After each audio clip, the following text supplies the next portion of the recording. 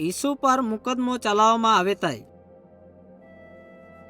હવે અડધી રાત ઉઈ ગયેલી હતી।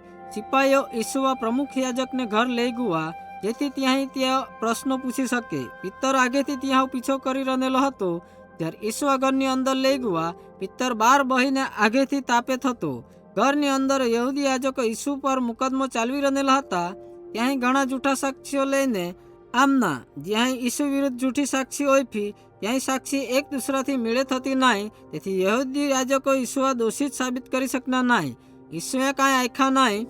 છેલ્લે પ્રમુખ યાજકે ઈસુ ધૂણ હેરીને આખ્યા કા, તું પરમેશ્વરનો પોહો ખ્રિસ્ત આય। ઈસુએ આખ્યા, મેં આય। તુમી માં પરમેશ્વરની જમણી બાજુએ બહનેલો ને સ્વર્ગથી આવતો હેરજા। મુખ્ય યાજકે ગુસ્સામાં પોતાને કપડે ચીરી નાખે ને બૂમ પાડીને ધાર્મિક આગેવાનો આખ્યા, હવે આ દૂસરી સાક્ષી હોય જરૂર નાઈ મેલે। તુમી ત્યાં આગતા આયકેલો આયકા, મેં પરમેશ્વરનો પોહો આય, તુમણો કા નિર્ણય આય। બધા યહૂદીઓ આગેવાનો મુખ્ય યાજકા જવાબ આપ્યો, તો મરણ જોગાય। ત્યારે ત્યાં ઈસુએ ડોળા પર પટ્ટી બાંધી તાણે પર થૂકના, ત્યાં લગવો તાણી મસ્કરી કરી। જ્યારે પિત્તર ઘરની બહાર બહનેલો હતો, ત્યારે એક દાસી આખ્યા, તું પણ ઈસુ હાથે હતો। પિત્તરે તે ના પાડી, તે પાછી દૂસરી દાસીએ પણ એ જ વાત કરી ને પિત્તરે ફરીથી ના પાડી।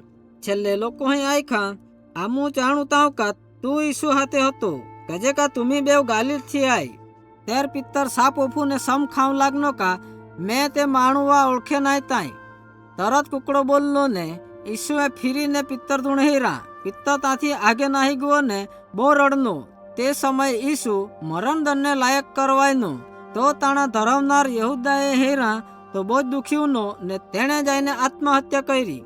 દૂસરે દી હવારે યહૂદી યાજકો ઈસુઆ રોમન રાજ્યપાલ પિલાત પાસે લઈ ગયા। ત્યાં આશા કરેલી હતી કા પિલાત પણ ઈસુઆ દોષી ઠરાવી ને મૃત્યુની સજા ઓફી। પિલાતે ઈસુઆ પૂછ્યા કા, તું યહૂદીઓનો રાજા આય? ઈસુએ જવાબ આપ્યો, અહા તુમી આખે તાય, માણા રાજ્ય ઈ જગતના નાય। જો અહા રતે તો માણો સેવકો માણે હારું લડાઈ કરતે। મેં પરમેશ્વર વિશે હાચા આખું આમનેલો આય। જો સત્ય નો આય તો દરેક માણી વાણી આય કેતાય।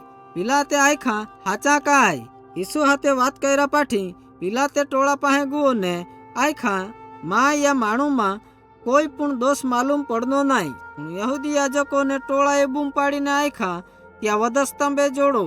પિલાતે જવાબ આપ્યો, તાણેમાં કોઈ અપરાધ જણાયનો નહીં। પણ ત્યાં પાછે જોરથી બૂમ પાડું લાગને, ત્યારે પિલાતે ત્રીજી વાર આખ્યા, ત્યાંમાં કોઈ અપરાધ જણાયનો નહીં।